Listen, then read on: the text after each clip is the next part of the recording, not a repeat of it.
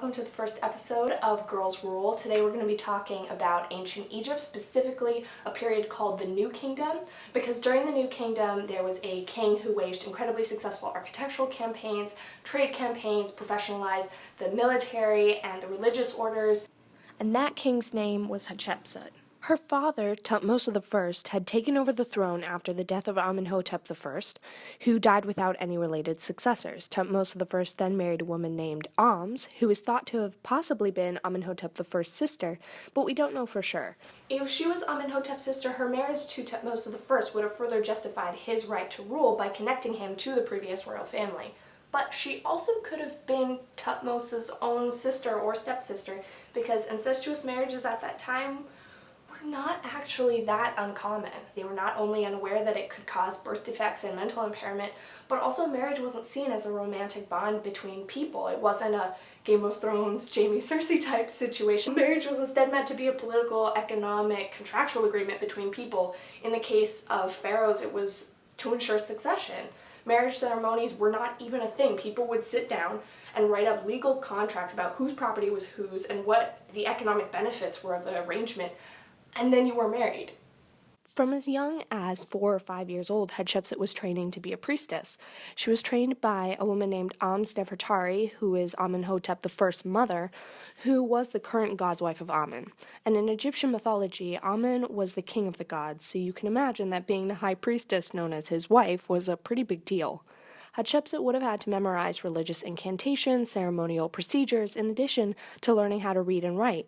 And to do so, she would copy all kinds of Egyptian literature, like myths, historical records, songs, hymns, etc. So Hatshepsut took over as god's wife of Amen probably when she was around 11 years old. She was responsible for facilitating communication between Thutmose I and Amen-Re. She was basically in charge. So because of this, she was responsible to hold meetings to make sure that priests, scribes, and everyone else involved in temple maintenance was in order. He was probably about 10 or 11, about a year or two younger than Hatshepsut. But the Egyptians knew that you couldn't have a 10-year-old running an entire civilization.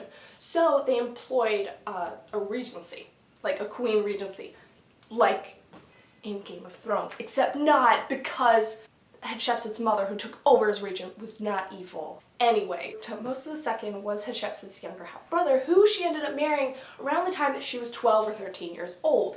And within a year or two, they already had a kid, but it was a girl, so couldn't take over succession. Thutmose II also had a male child with another woman who was of common birth who had been in his harem. We don't know much about her other than the fact that her name was Isis, but she gave birth to a son.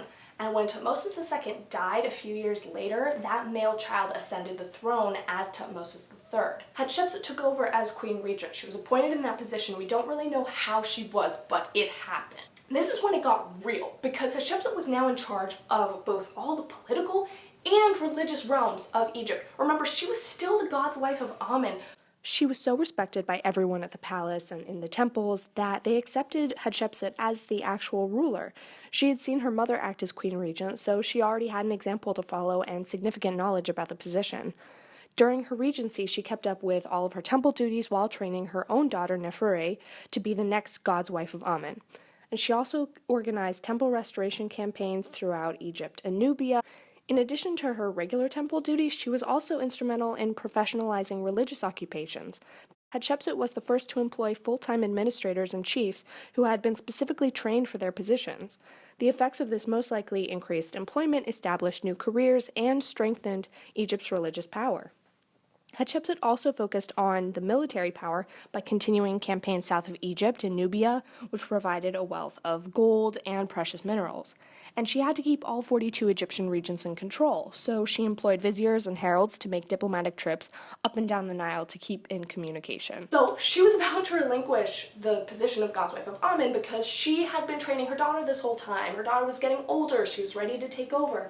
But at the same time, while this was probably a relief, that religious position had brought her so much power and so much respect that getting rid of it would almost be like, relinquishing a part of her claim to power. So when she ordered 2 grand obelisks to be placed at the Karnak temple, the inscription reaffirmed her power by referring to her as the princess, the one great of praise and charm, great of love, the one whom Re has given the kingship in truth, among the Aeneid, king's daughter, king's sister, God's wife, great king's wife. The long name made her even more intimidating to her subjects, particularly the baristas. So you might notice that here we see a name she hadn't used before, which was king's daughter, because instead of her connection to the throne being established through her marriage to Thutmose II, now she was establishing it through her connection of being Thutmose I's daughter. Now, who inherits the throne? The eldest child. That was Hatshepsut. And she also took on another name, Matkari, that meant the soul of Re is truth. This is really weird because a throne name is only given to a king. She was queen regent, but that doesn't have the same amount of power. It really doesn't. At this point, Hatshepsut was not only claiming to be a manifestation of the sun's life force, but also declaring herself to be a female expression of that solarism. So when Hatshepsut was crowned, Thutmose III was still a kid, so Hatshepsut took on the role not of king instead of him, but as an additional ruler, as an additional king. Okay, so I want to talk a little bit about gender because Hatshepsut is really known for, being known under the term king, and also for being portrayed as a king. See, I got my little Hatshepsut right here. Talk about all the good things and the bad things that make me. Let's talk about.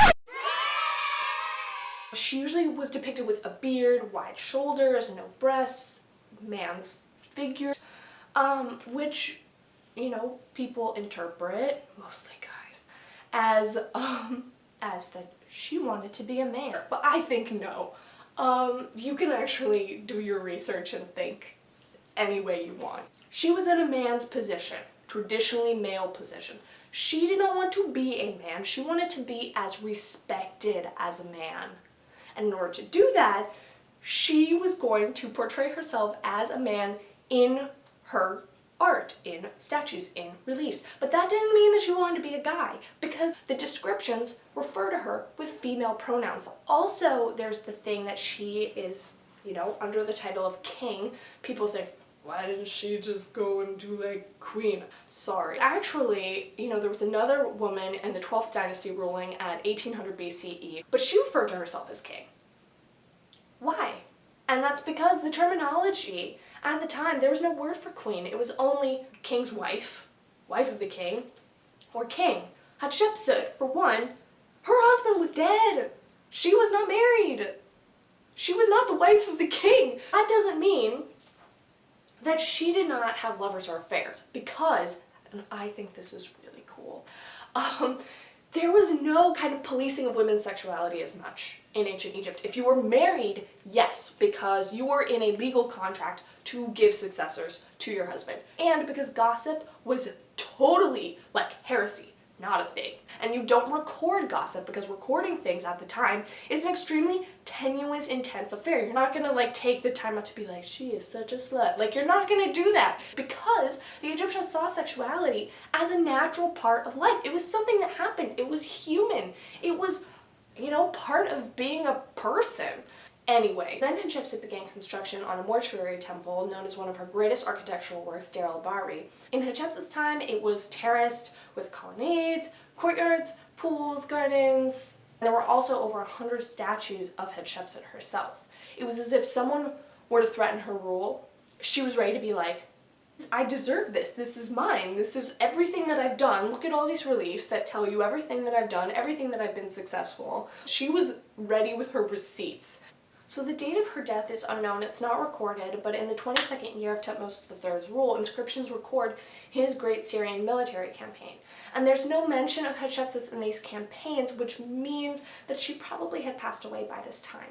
So we're calculating her reign as being about 22 years, which is the longest reign for any woman in Egyptian history.